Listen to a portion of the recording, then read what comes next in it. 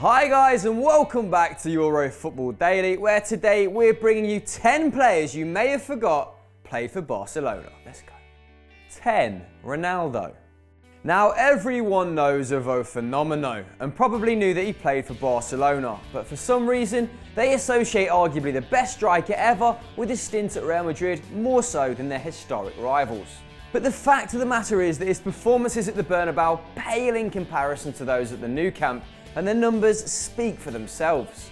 The Brazilian averaged 0.6 goals a game for Los Blancos, but aged just 19, he netted a quite frankly ridiculous 0.96 goals per game for the Blaugrana, although he was only there for a solitary season. Unfortunately, by the time Ronaldo reached the Spanish capital, he'd suffered 2 major knee injuries, meaning his peak seasons were long behind him. Despite reaching the heights of World Cup glory, you can't help but think, what if, when it comes to the OG Ronaldo. 9. Adama Traore. What a jump this is. Still just 21 years of age, Adama Traore is a La Masia graduate who's failed to convince, despite having 3/4 of the attributes required to become a world-class winger.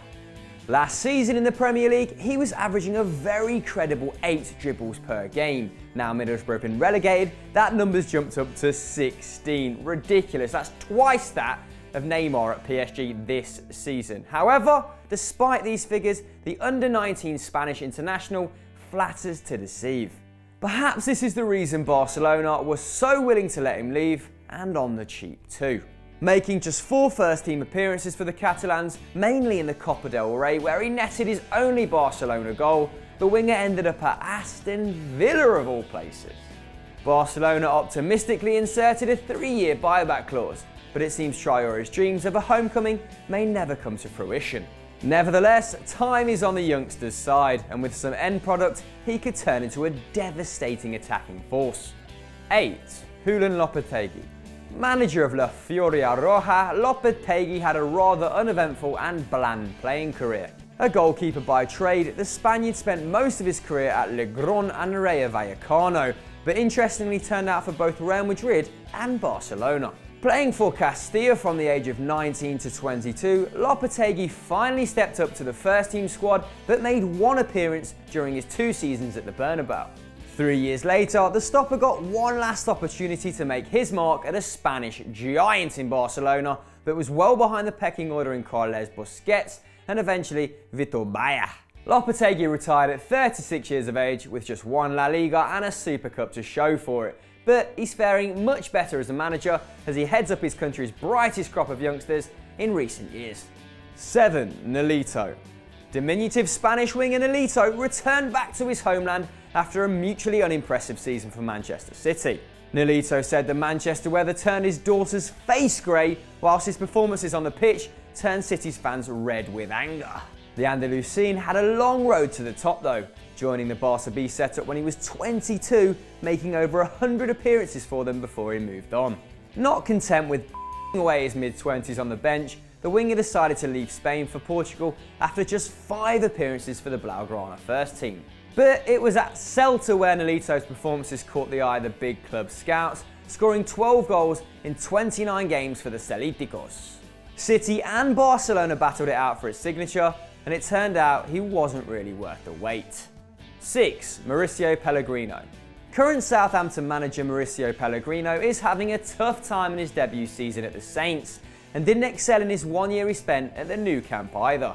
Joining on loan from Vélez Sarsfield at 26 years old, the Argentine had the pleasure of spending the year under Louis van Gaal's tutelage.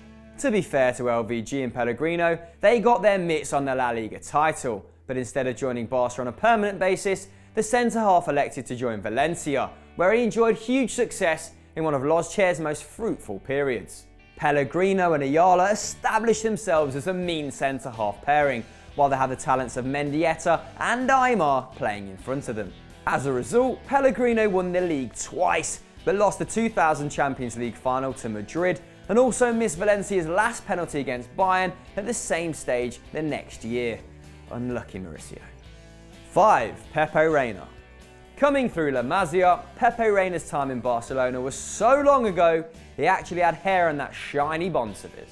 Following in the footsteps of his father, Reina made just under 50 appearances for Barca before moving to Villarreal following their purchase of the late Robert Enke. 2 years at the Yellow Submarine saw Rafa Benitez eager to bring the keeper to Liverpool.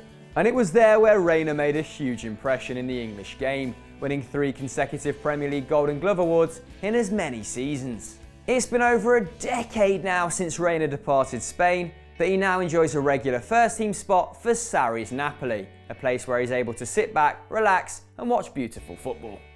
4. Thiago Motta. PSG's midfield linchpin, Thiago Motta is still one of Europe's elite midfielders, way past the age of 30.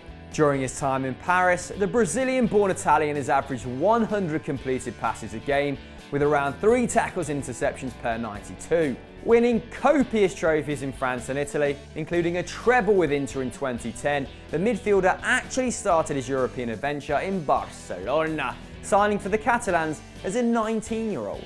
Surprisingly, Thiago Motta spent 6 seasons at the Nou Camp, winning the league title twice and also picking up the Champions League winners' medal in 2006, despite not making an appearance in the final. One of the most underrated players of his generation, quite possibly.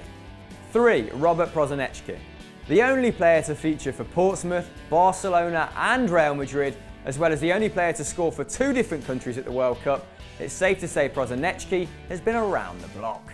Though the Croat played for the Spanish Big Two, Prosinecki won the European Cup with Red Star, scoring the opening penalty in the final against Marseille to win the Serbian side's first and only continental trophy. Standout performances led him to 5th in the Ballon d'Or in 1991, and a Spanish adventure subsequently awaited.